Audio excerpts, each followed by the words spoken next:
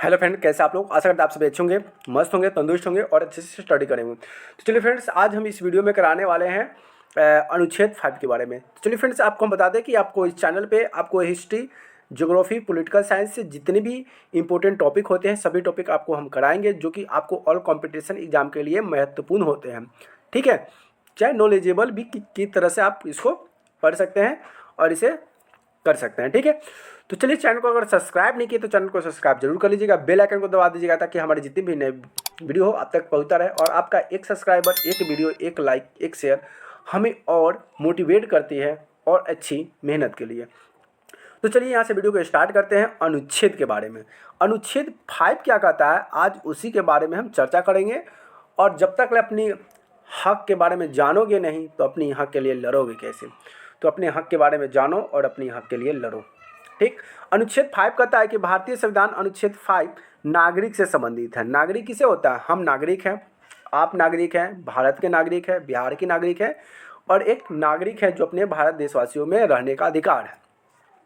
यह भारत के संविधान के प्रारंभ की अगर बात करें तो शुरू में भारत के नागरिक की परिभाषित करता है। मतलब ये परिभाषित करता है कि हम सभी जो है भारत के नागरिक हैं। और क्या कहता है अनुच्छेद 5, क्या कि अनुच्छेद 5 में भारत के नागरिक के संबंध में है। मतलब इस अनुच्छेद 5 में ना, मतलब नागरिक के बारे में कहा गया है कि कौन व्यक्ति भारत का नागरिक होगा, कौन व्यक्ति भारत का नागरिक नहीं होगा।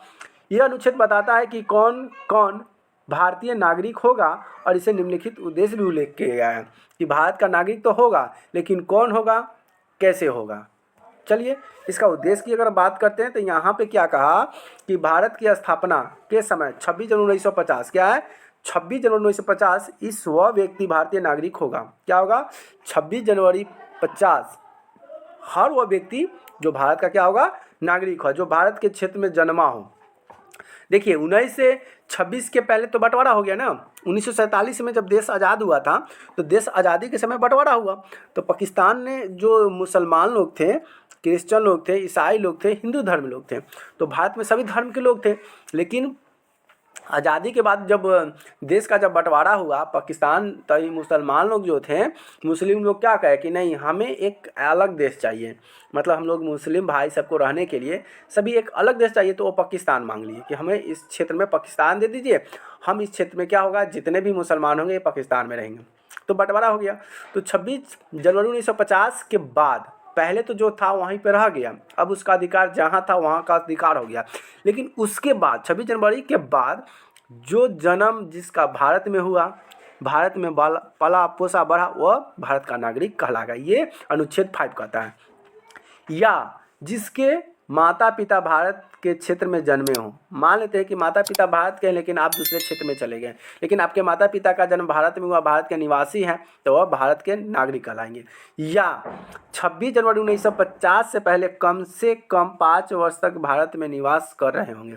जैसे कि 26 जनवरी के बाद संविधान जब लागू हो गया, तो संविधान लागू हो गया, ठीक है, आप बाहर के थे लेकिन भारत में थे, लेकिन आपका उसमें नागरिक तब होंगे जब आप 5 साल उससे पहले, कम से कम आप 5 साल तक भारत में रहे होंगे, तभी आप क्या होंगे, भारत के नागरिक होंगे। लेकिन 1950, 26 जनवरी 1950 से अगर 1 महीना पहले आए हैं या 2 महीना पहले आए हैं तो आपको भारत का नागरिक नहीं माना जाएगा। कम से कम 5 साल तक आपका निवास होना चाहिए।